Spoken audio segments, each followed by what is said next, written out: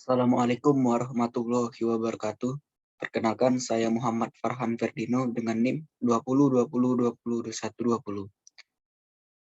Izin menjelaskan materi yang berikutnya. Itu yang B, penggunaan komputer sebagai media pembelajaran. 1. Pengertian komputer. Komputer merupakan suatu sistem yang terdiri dari peralatan atau komponen perangkat keras atau hardware dan perangkat lunak atau software yang bekerja secara otomatis. Jadi komputer bukan hanya sekedar mesin hitung atau penyimpan data. Komputer juga merupakan mesin yang memiliki kemampuan untuk membantu manusia dalam mengerjakan tugas yang semakin banyak dan kompleks. Komputer merupakan jenis media yang secara virtual dapat menyediakan respon yang segera terhadap hasil belajar yang dilakukan oleh peserta didik. Lebih dari itu, komputer memiliki kemampuan menyimpan dan memanipulasi informasi sesuai dengan kebutuhan. Perkembangan teknologi yang pesat saat ini telah memungkinkan komputer membuat dan menayangkan beragam bentuk media di dalamnya.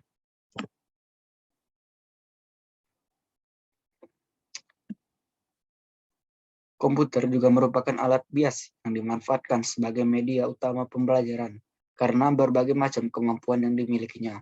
Di antaranya memiliki respon cepat secara virtual atau tampilan terhadap masukan yang diberikan siswa atau user. Di samping itu, komputer juga memiliki kemampuan yang lain, yaitu mengendalikan dan mengatur berbagai macam media dan pembelajaran seperti film, video, slide, dan informasi yang dapat dicetak. Kedua, komputer sebagai media pembelajaran.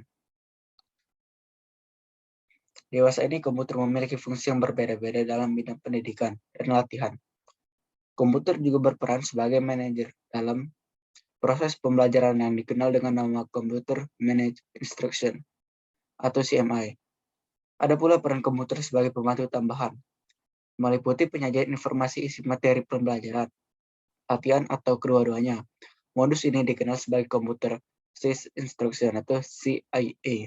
CIA mendukung pembelajaran dan pelatihan, akan tetapi ia bukanlah penyampaian utama materi pelajaran. Komputer dapat menyajikan informasi dan tahapan pembelajaran lainnya disampaikan bukan dengan media komputer. Saat ini teknologi komputer tidak hanya digunakan sebagai sarana komputasi dan pengolahan kata, tetapi juga sebagai sarana belajar multimedia yang memungkinkan peserta didik membuat desain rekayasa suatu konsep dan ilmu pengetahuan. Sajian multimedia berbasis komputer dapat diartikan sebagai teknologi yang mengoptimalkan peran komputer sebagai sarana untuk menampilkan dan merekayasa teks.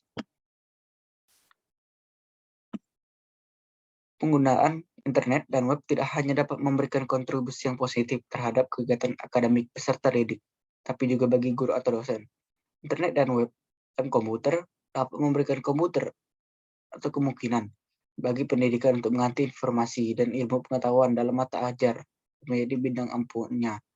Melalui penggunaan internet dan web, pendidik akan selalu siap mengajarkan ilmu pengetahuan yang mutakhir kepada peserta didik. Hal ini tentu saja menurut kemampuan pendidik itu sendiri untuk selalu giat mengakses website dalam bidang yang menjadi keahliannya. 3, yaitu penggunaan komputer dalam kegiatan pembelajaran. Pertama, untuk tujuan kognitif. Komputer dapat mengajarkan konsep-konsep aturan, prinsip, langkah-langkah, proses, kalkulasi, dan kompleks. Komputer juga dapat menjelaskan konsep tersebut dengan sederhana dengan penggabungan visual atau audio yang dianimasikan. Untuk tujuan psikomotor. Dengan bentuk pembelajaran dikemas dalam bentuk game dan simulasi sangat bagus digunakan untuk menciptakan kondisi dunia kerja. Beberapa contohnya antara lain yaitu simulasi pendaratan pesawat, simulasi perang dalam medan yang paling berat, dan sebagainya. Yang ketiga atau yang terakhir yaitu untuk tujuan afektif. Bila program didesain secara tepat dengan memberikan potongan klip suara atau video yang isinya mengunggah perasaan, pembelajaran sikap atau afektif pun dapat dilakukan menggunakan media komputer. Sekian, mungkin itu saja penambahan materi dari saya.